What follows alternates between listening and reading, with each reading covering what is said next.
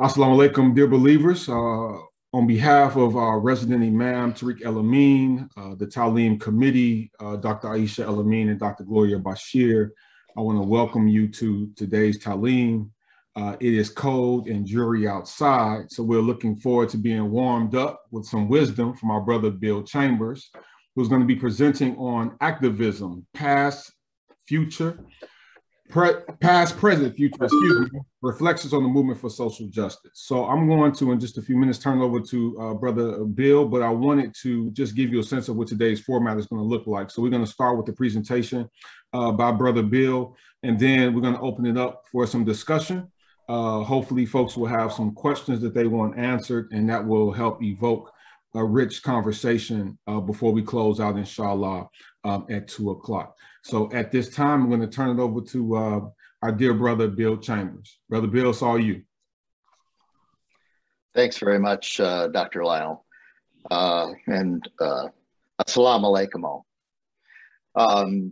Bismillahirrahmanirrahim. Alhamdulillah Rabbi Alameen. I also want to, alhamdulillah, thank my creator for the life and the experiences that I've been able to live, and that I hopefully, inshallah, will tell you about them today. You probably noticed from the topic, it's a very big topic. So I'm going to focus on two things. And one is a perspective from a white middle-class activist on the social justice movement that's been going on since I've been alive and I've been involved in for a very long time. And also really closely connected to that is my journey to the Imam David Muhammad community. And as you'll see, those two themes of my life, if you will, are really joined at the hip.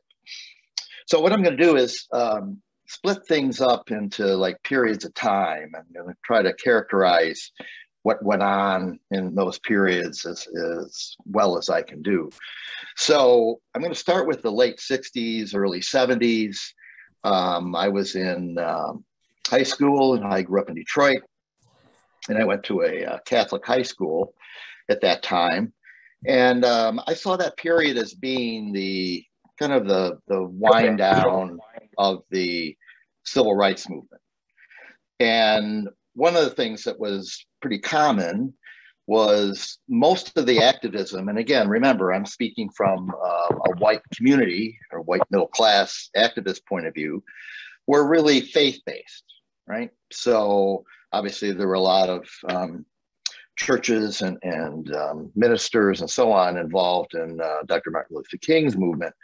But on the people who were supporting civil rights, like, you know, the people in my my high school, what we usually would do as an example, I started a group called Students for Social Justice with this girl who was at an all-girls school in Detroit. So what we would do is we would do education, advocacy. We had people called the Berrigan brothers. If you remember back, they were priests who were anti-war and anti-racism. So we would bring them to a community center to speak. And that was, I would say, pretty common during that time. The other thing to kind of start off in my journey, not only to the Imam David Muhammad community, but also just Islam, I had no idea who Muslims were. I'd never met one. I'd never been taught about Islam, which is kind of curious when I think about it now, whether in history or a religion class or anything like that. And as all of you know, there was a lot of things going on in Detroit, and Detroit had a long history of both immigrant Muslims coming into the community, but obviously also the Nation of Islam was kind of had some activities going on in Detroit at that time, but I knew nothing about it. And like literally. So also during that time, and this was when I started moving to Chicago. I was senior in high school and ended up going to Northwestern in Evanston. I also joined a group called People Against Racism, or PAR, and they've kind of faded out of history, but they were actually a very unique group because, again, this was beginning of the time of Black Power, the Black Panthers. There was a lot of activity going on in the Black community in that area, and obviously the Nation of Islam was going on then. But as far as the white community, which is where the real problem was, there really wasn't an organization that would fight racism in the white community. But that's what PAR was. So PAR looked at racism as being the central contradiction in American society. It's a little bit like what you hear about critical race theory now, where, you know, from a law perspective, institutions, all of those are based on racism in one way or another, even the wars, whether it was the Vietnam War or whatever it was. So we did a lot of advocacy, presentations, and we would get involved in some some marches. Like, for example, there was this was right after Nixon's inauguration, which we all went to and protested too. But in Wilmington, Delaware, the authorities there believed there was this Black Liberation Army that was being activated, and probably, you know, they're thinking about slave revolts in their heads or something. And they put a curfew on the entire Black community in Wilmington. So our group, PAR, went down there, and there was a whole march to challenge the curfew. So we marched with the people in the community, and so that was the type of work we did. And during that period of time, if you were a progressive white person or an activist, you tried to be maybe allies of the Black Panthers, for example. You've probably heard of the group Weathermen. Actually, they were one of the best allies of the Black Panthers. They probably had the best analysis in terms of looking at racism and colonialism being part of a lot of the wars that were going on in the world. But for the most part, the kind of socialist leftist groups were run by white males, and they were kind of doctrinaire, and, you know, I didn't like them very much at all. And what happened was, you're probably wondering, well, what happened to PAR? Well, once the anti-war Vietnam War movement got underway, there was no interest in doing any anti-racism work. So all those, you know, white activists, students, all them, they just all poured into the anti-war movement. So we couldn't, you know, trying to get someone to say, well, you know, racism is still a big problem, and it's really a problem in the white community, and you should join our organization. You know, we were speaking to people who are deaf. So reminds me of the part in the Quran, you know, about the disbelievers and the hypocrites having their ears closed. So so essentially, there was no group for a white activist to join, if that was your interest. And you did have faith-based groups like the Quakers, American Friends Service Committee, that were always kind of active in that area.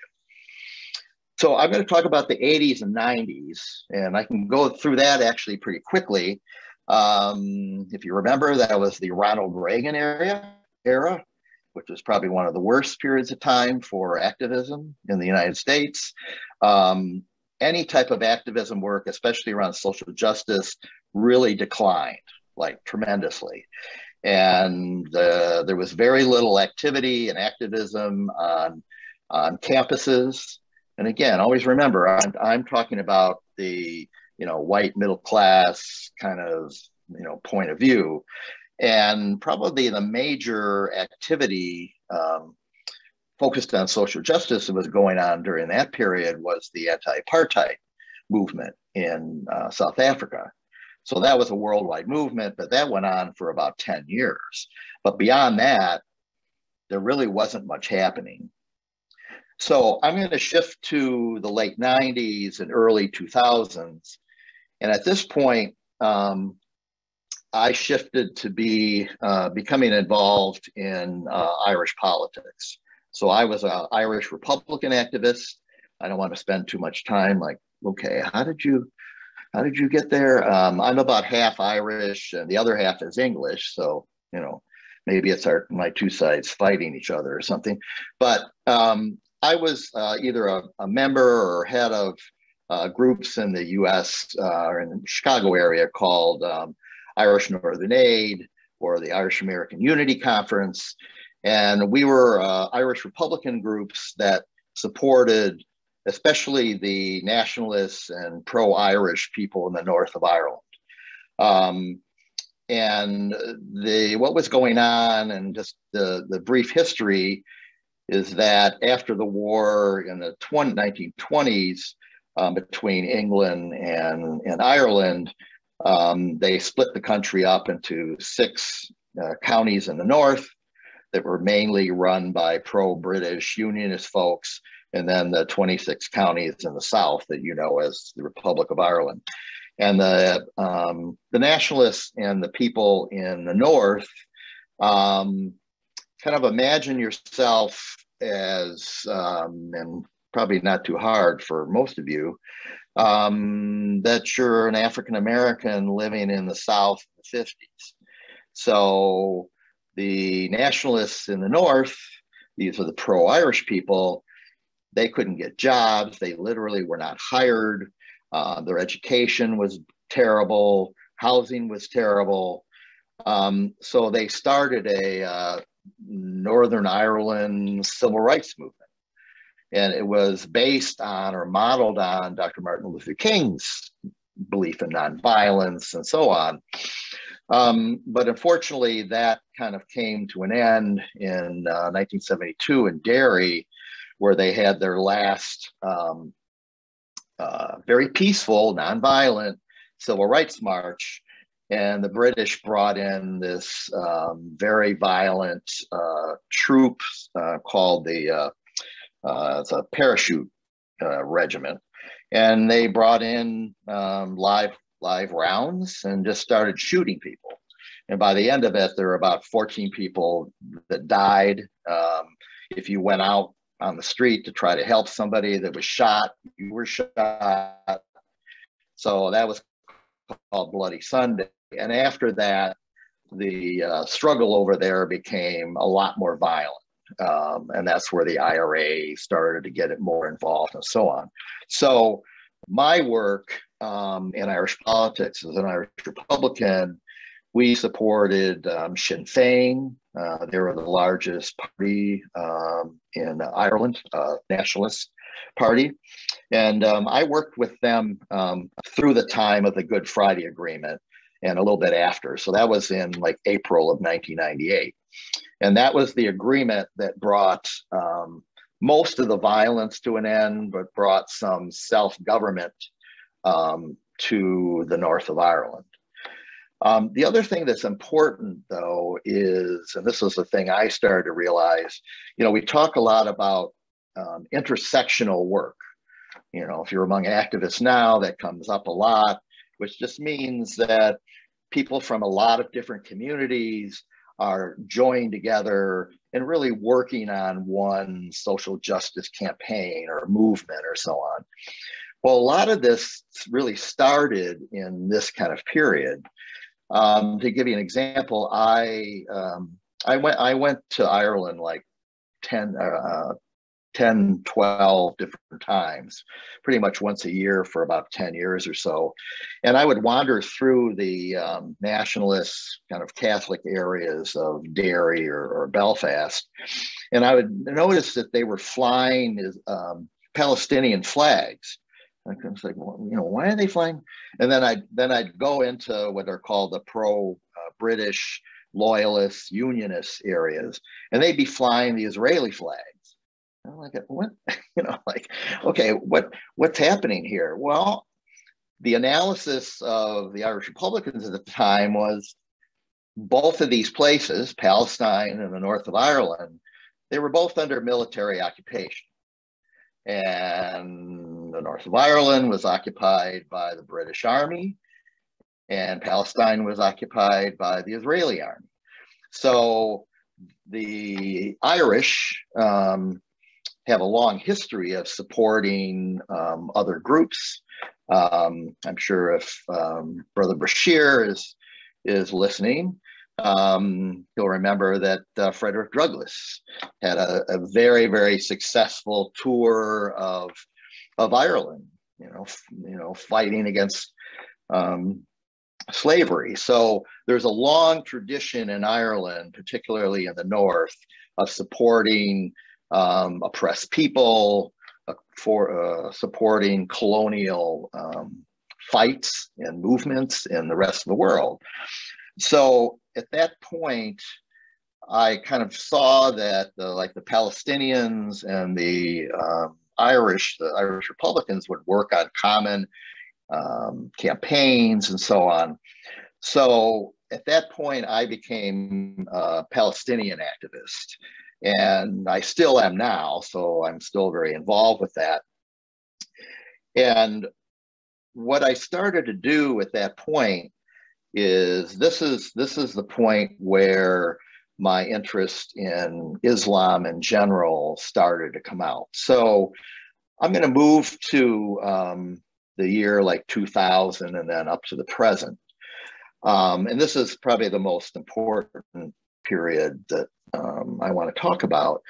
So I went on multiple delegations to Palestine. Mostly we brought students and teachers and activists over, and we would work with like farmers, women's organizations, pretty much community organizations in Palestine, and then bring what we found, back here to do our activism.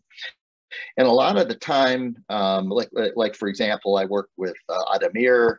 They were a political prisoner organization. The Israelis have a long history of torturing political prisoners, even children. I used to interview people that were pretty young that were in prison there or detained. But the basic thing is the Palestinians they really have no civil rights. It doesn't matter if they're under occupation in the West Bank or if they're even an Israeli citizen. They still don't have the rights that other people would. So this was my beginning of my interest in Islam.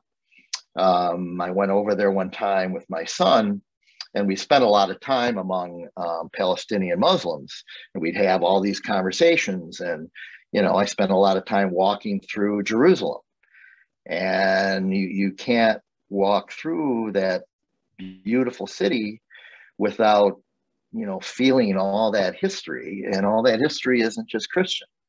So I began a period of time of doing a lot of reading. I read a lot of the Quran, especially read a lot of about the life of the Prophet Muhammad, peace and blessings be upon him. How he led his life, how he treated men and women and children and other people and so on. And then, I went back and looked at Malcolm X. He was one of my big heroes growing up. Of course, he was a Black nationalist. That's how I thought of him. And then, of course, now I finally realized, well, no, he's a Muslim. And that was such an important thing. So the other piece of it was really understanding that the central focus of Islam, and this is my belief and from my reading, is social justice. And I think it was Imam W.D. Muhammad said in one of his books that it's like this essential dignity of every person, right? And that men and women were both created equal, And all of these types of things, you know, they were the things I had been hearing in my heart for a very long time. So in my process of being interested in becoming a Muslim, I took the Shahada in July of 2010, and I was in a Sufi group at that time. And I thought they were interesting because there were men and women praying together and so on. And everything I had read about the Prophet Muhammad, peace and blessings be upon him, is that, you know, men and women prayed in the same mosque that in Mecca. So in Medina, I mean. So I appreciated that part of it, but they spent way too much time focusing on the sheikh. And they had the sheikh who was head of some sect in Jerusalem. And I thought, well, wait a minute, you know, this is more about the Quran, and it's more about the Prophet than it is about sheikh. So I left that aside and then started going to Sunni mosques. And there's the Islamic Foundation is the one that's nearest to me out here in Villa Park. But I would go to these places and, you know, I'd see the men and women sometimes going into the same door, but then after they went in, I'd never see the women again. And I was like in the masala, you know, the prayer area. It's like, you know, what happened to the women? Like, where are they? Well, they're in the balcony or they're in the basement or, you know, they're somewhere else. No, that did not seem to me what Islam was really all about.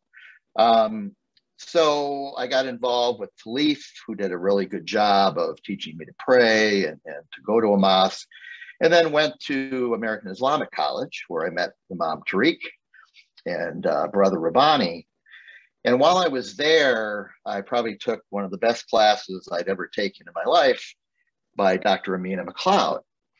And if you know anything about her, she's an amazing teacher. And her class was African Americans and Islam. So she taught the whole history of Noble Ali, the beginning of the Master Fraud, the beginning of the Nation of Islam, all the way through the Imam Davidin community and so on. And it gave me the opportunity to read a lot of this material. And one of my favorite things was she wanted us to do a field trip. So my Palestinian brother Ali that was in the class with me, and actually Brother Rabbani was in that same class. He said, well, you know what, I want you to go off to one of the Nation of Islam mosques, to Juma. So, you know, Ali and I went to Mas Mariam, and you'll probably find this humorous. So I go there and I have no idea, is this Minister Farrakhan's Nation of Islam? Is this an Imam W.D. Muhammad, community? So, but we go into the front door, and of course, all the men and women are going in the same door. And it's like, okay, this is really good. And then I get in the prayer area, and the women are sitting on the left-hand side, and are on the right-hand side. Okay, this is even better.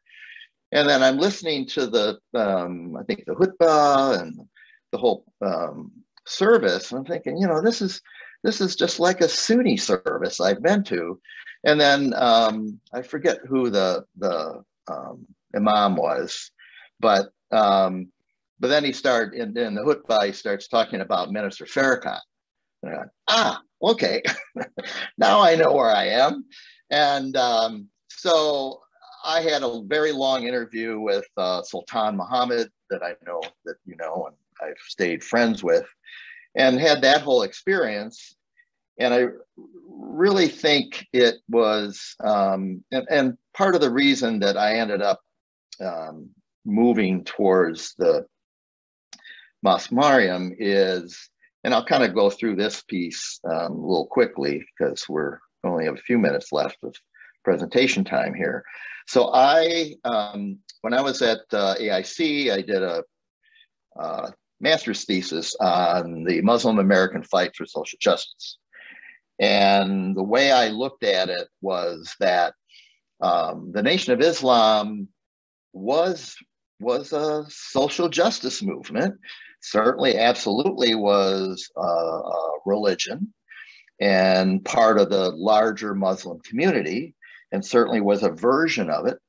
And I remember there's a Talal Assad, who's an anthropologist, that talks a lot about context and social order having a lot to do with the spread of Islam, and like in West Africa, North Africa, and so on, and that the culture, part of the culture of those areas are incorporated.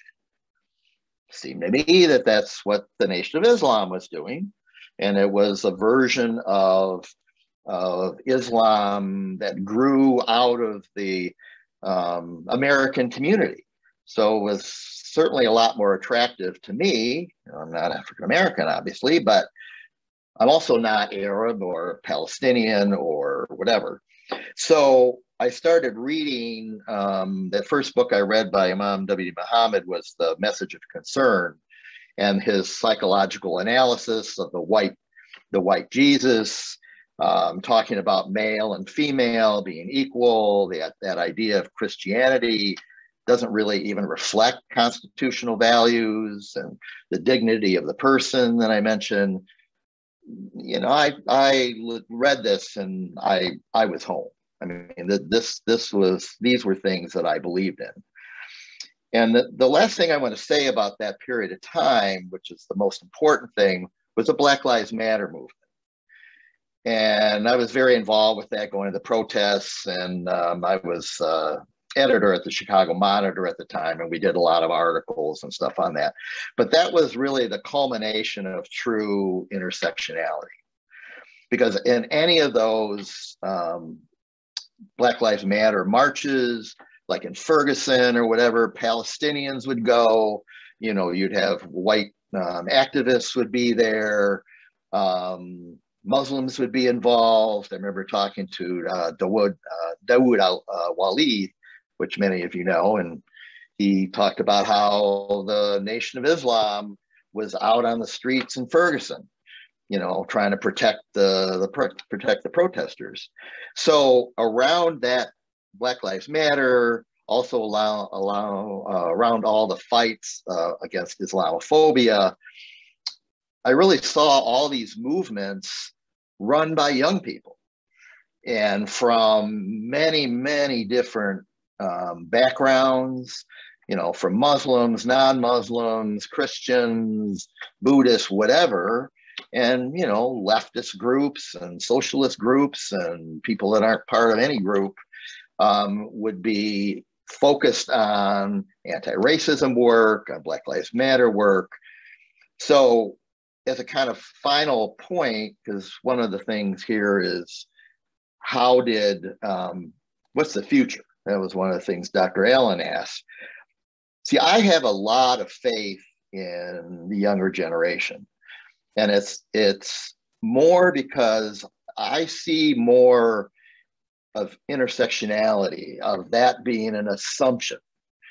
And that the people, you know, I'd be in a Black Lives Matter protest, and the people that are leading it, you know, they were from high school or, you know, early college, you know, and they didn't care about having some extremely strong leader.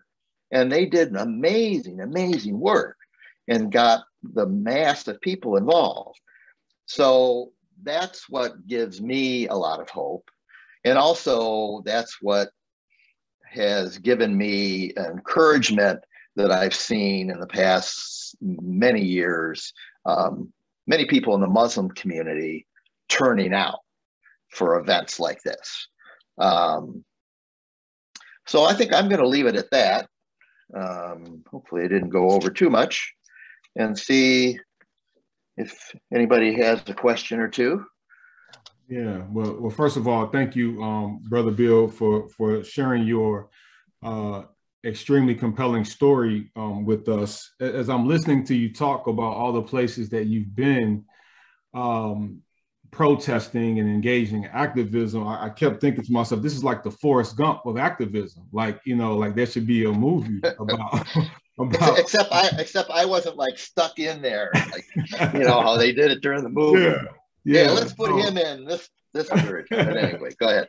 No, it's a really fascinating story. And again, thank you for sharing it with us. So I have a couple questions. I really want to open it up for others to ask questions as well. My first question, though, is tell me, what is it that drew you to activism as a white middle class male, right? Like what was it that you heard or experienced? Or was there something about your upbringing that compelled you to roll up your sleeves and join the movement when you could have otherwise just enjoyed the fruits of being white and middle class in the United States of America, which could have been a pretty good life? So can you talk to us a little bit about that?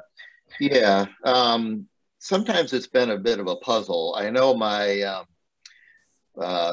my parents, for all the things that I would be critical of them for, one of the things that I noticed is that they all treated like everyone equally. Like, and it wasn't like this, well, we don't see color. It wasn't anything like that. It was they didn't care, you know, if you were poor or black or whoever you were. I mean, they seemed to treat everybody with respect. So I was like, okay. And then the area of Detroit I lived in was all white. It was mostly Jewish, actually, and we were like a Catholic family. But in that couple years, all the white people just left and ran out to the suburbs because there was all that redlining, and it was a pretty terrible time. So the only thing I can think of was because of how my parents treated people, but also, you know, I took those values of Catholicism seriously. And like, okay, you know, if you're gonna say that everybody's a child of God or whatever, well, then everybody is a child of God, and there's no people that are, you know, better children than others. And I used to get in trouble for I don't know, there'd be like these masses or these events where you could say something from the crowd, and I would be the one that stood up and like prayed for the Viet Cong in Vietnam, you know, and because, you know, you're supposed to pray for your enemies. Well, you know, they hated that. So I think it was my parents' values and the church's values, actually. Fascinating. Thank you for sharing that. I see that Brother Clyde Elamine has raised his hand. Brother Clyde, take yourself off mute and join the conversation, brother. Yes. Well, Brother Bill, first of all, thank you so much for that. And I'm going to do the— You're welcome. Alhamdulillah. I'm going to do the first part of my stuff in 30 seconds because it's kind of personal. I assume you lived in Northwest Detroit from the way you describe your community. That's exactly right. Yeah, I'm from Detroit. So, yeah, I think I knew that. Yeah. Also, some of the movements that you mentioned, I went to Michigan. I don't know, when did you come out of high school? I left high school in '68.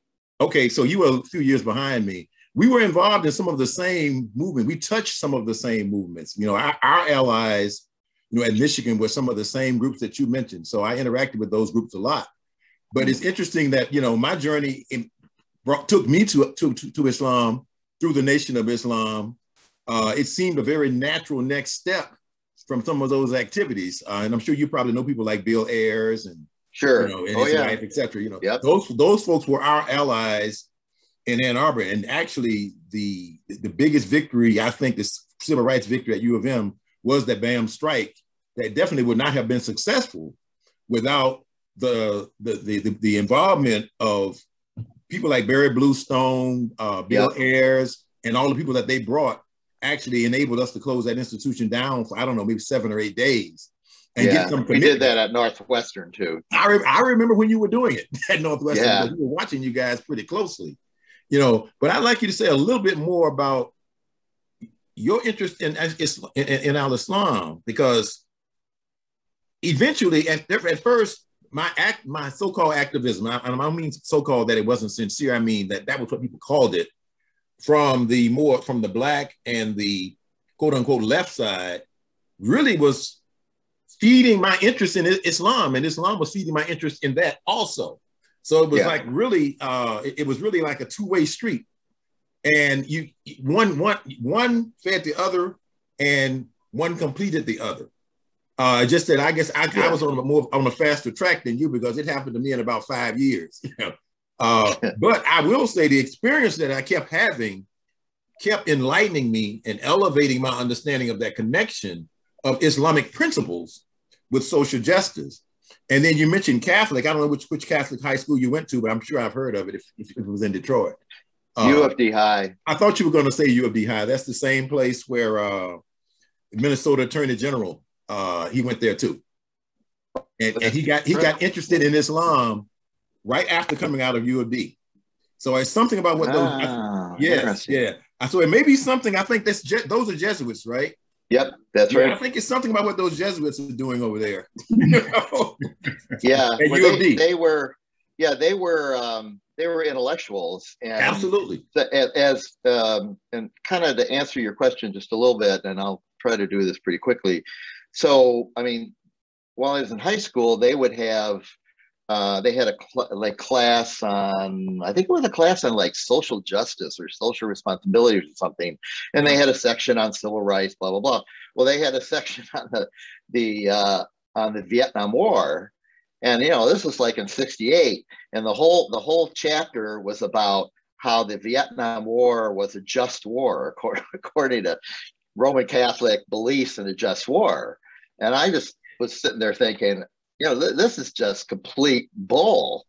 And I basically rejected Catholicism at that point, and kind of saw it as, which proved to be true, both when I was involved in Irish politics. The Catholic Church is, for the most part, always on the side of the rulers, yes, the institutions. You had some Latin America liberation priests and stuff like that, but that was the exception.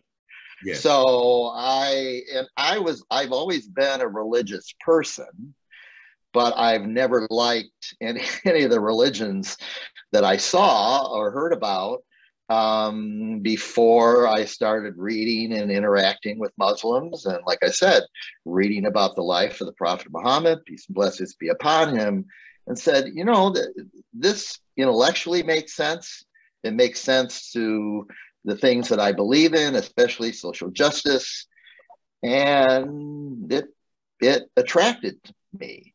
But I think all of my experiences that I talked about, I think were just Allah giving me this path. I mean, Allah was pushing me to, have these experiences and take my time until I was ready to go to the right place, which I think is Al-Islam. Yes, but we could have a long talk about that. But, well, someday we will. We'll catch up. We need to have a coffee. We got a lot of notes to share. Yeah. Thank you, Brother Clyde. I appreciate your question and to hear a bit of your story as well.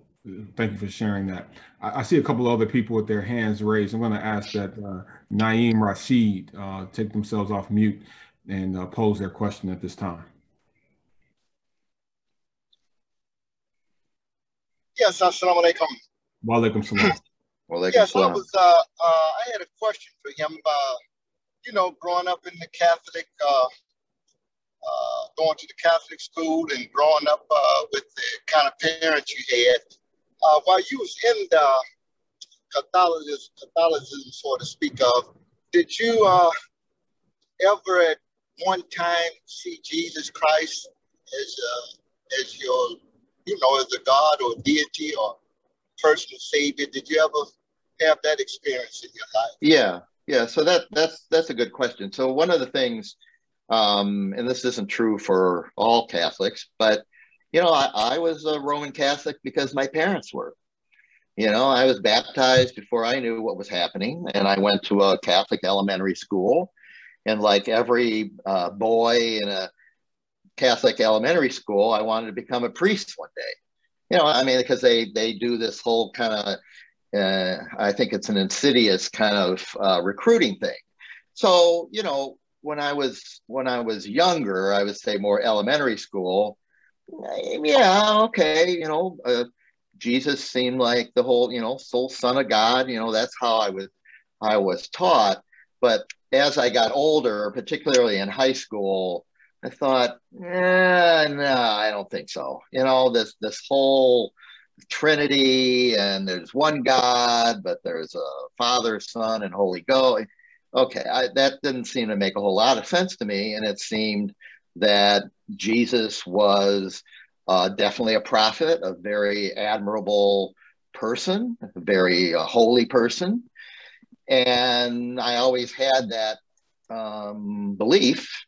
And of course, you know, come to find out, I, you know, became a Muslim, and that was the attitude of Islam. You know, that Isa is one of the greatest prophets. So that matched up with everything I thought. Yeah, so you kind of dispelled that idea of Jesus being a God before you even came to Islam. Yes, definitely. Okay. Now the last question is while you was in that, seeing Jesus Christ portrayed as a, you know, Caucasian and whatnot, did that ever have any influence on your idea of race at all? Yeah, see him as a white?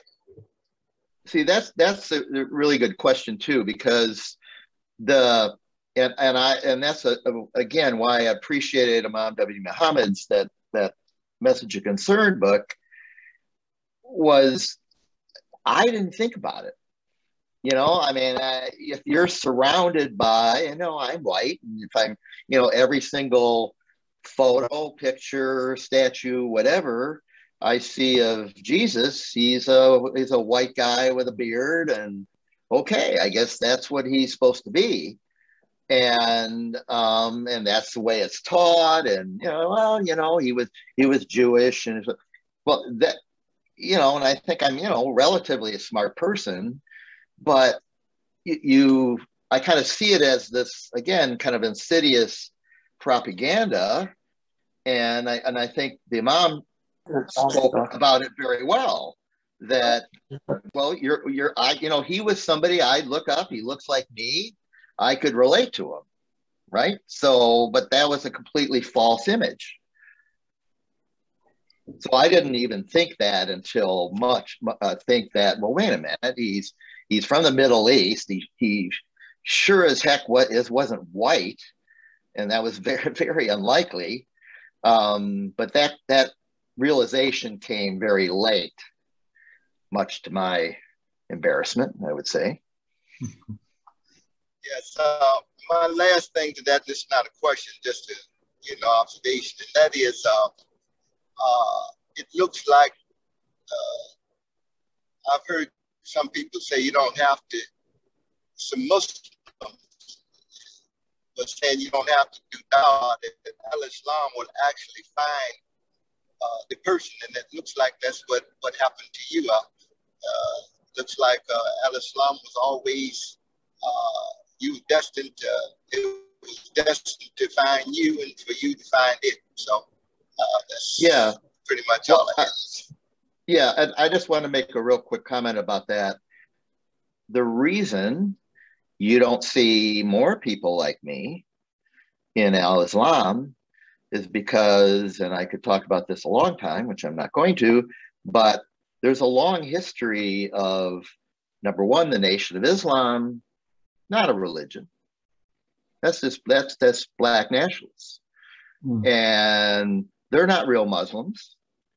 And I mean, that's starting to change, but there's still a lot of that, you know, and that's how it's portrayed. And now I'm talking about to the white community, right? So they either ignore it completely, or yeah, okay, that's those, well, now it's so that Farrakhan guy, he's anti-Semitic, blah, blah, blah. And especially, no one knows that, well, as a good example, I had not had any idea who Imam W.D. Muhammad was. The first time I knew who he was when I took Dr. McLeod's class. Never had heard of him. And he's a tremendous American religious figure. Is he publicized at all? Talked about? Not any. I mean, I'm sure he is in the African American community. In the white community, he doesn't exist. So there's this propaganda and all that going on that, you know, what do you mean, W.D. Muhammad? What, I know Nation of Islam and Farrakhan, but what, there's another W.D. Muhammad community? I don't know anything about them, and who are they? It's complete ignorance. But if someone finds out what the community is all about and what the Imam wrote about, well, they might be like me and see how logical this is and how much it is a true American version of Islam that brings American culture that started here. And that's really, really appealing. Thank you for that, Brother Bill and Brother Naeem. Thank you so much for that question. Brother Bashir, I see you have your hand raised. Go ahead and take yourself off mute and pose your question or comment.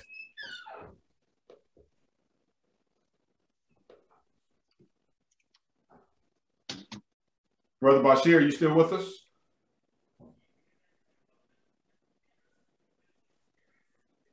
All right, am I off mute now? Yes, sir, you are. We can hear you loud and clear. Okay, sometimes I don't know whether I'm on mute or off mute. I'm sorry. Bill and I have some traditional background. I was Catholic also, came through Catholic school. It wasn't so much social consciousness at the time, my question of Catholicism. There was some other things in Catholicism, although I did experience racism, but I didn't connect it until later on in my life. But I think the important thing or takeaway from what Bill has given us today, that he is Caucasian, grew up in this society which perpetrated racism, that Caucasian was better than African American. And what is very significant is that he came to Al-Islam because of the approach that Imam Wardi Muhammad took in bringing the religion to us.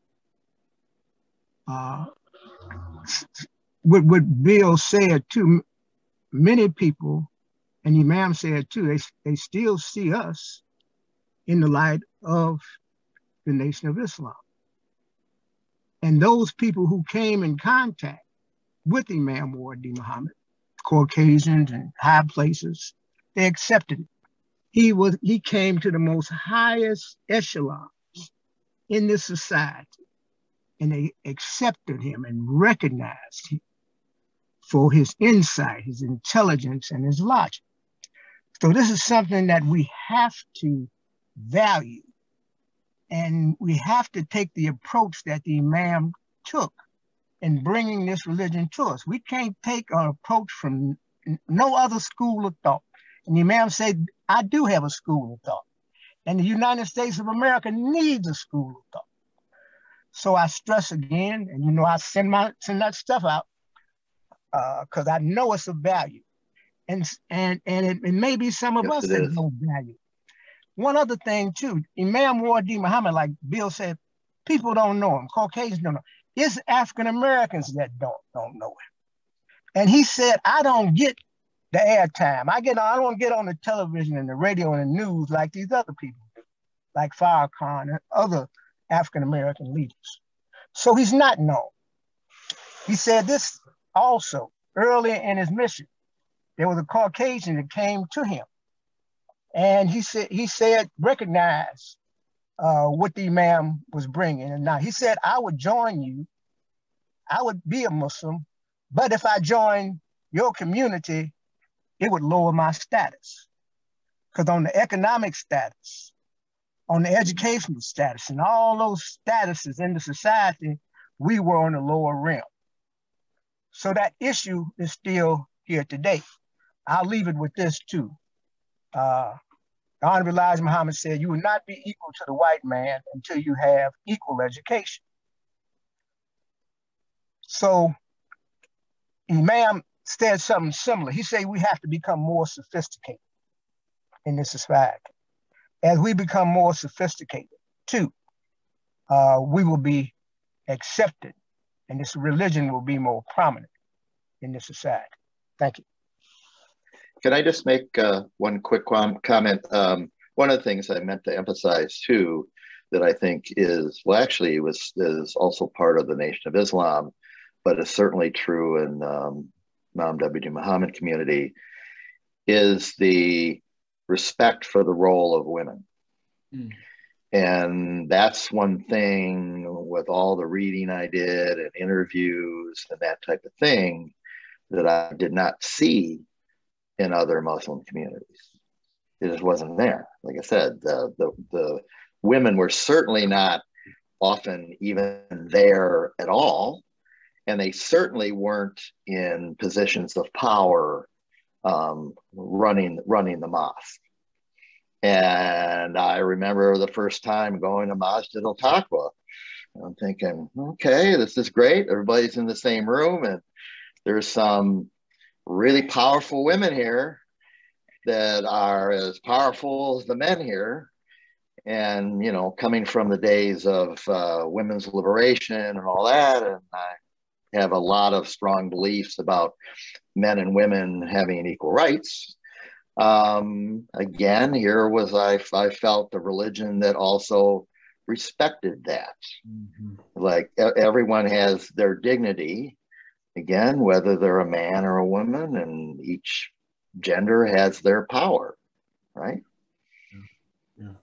Oh, absolutely. We have time for one more question. It looks like Imam Tariq has his hand raised. I want to ask him to unmute and to join the conversation. Thank you, Dr. Lionel. Assalamu alaikum, Brother Bill, and everybody else. Assalamu alaikum. Alaikum assalam. Thank you so much for the presentation. My former AIC classmate. And I think I'll just quickly tag on to the last point that Brother Bashir made, which was about the importance of education and how you mentioned that you were not aware of Imam Warqi Muhammad until until pursuing graduate studies, taking a class with Dr. Amina Al-Din. And I know we don't have time to go into it because I would love to hear your thoughts on it, but I guess something for us to consider the importance of education, and also how that education is that knowledge, that information is oftentimes hidden. It's everybody's not going to have the opportunity to take those classes, and that this type of information, because it is so important, the body of knowledge and what it represents is so important that it should be accessible well before we take a specialized class that is dealing with the history of Islam in America as it pertains to the African American community. So I just wanted to kind of lift that point up that Brother Bashir mentioned, and also your own experience testifies to.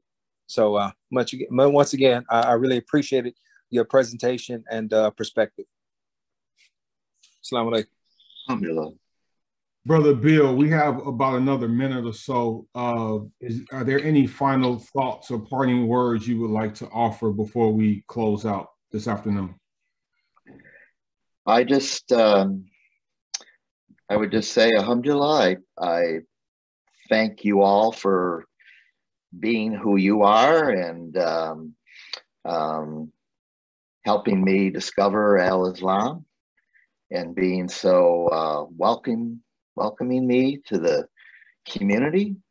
I was probably, you gave me more of a welcome than I got at any other mosque I ever went to.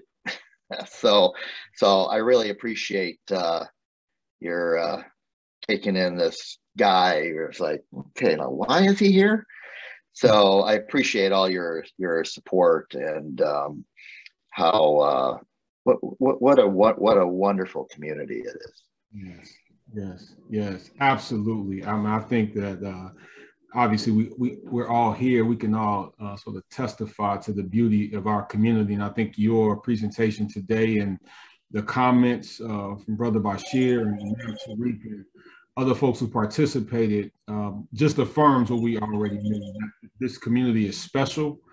There's a lot of wisdom and brilliance in this community. And we are so fortunate that Allah chose us to be Muslim, but more specifically chose us to be a part of this community. So thank you, Brother Bill, for your story. Thank you for your wisdom. Keep fighting the good fight. Keep being a wonderful ally. And yeah, we love and appreciate you, brother.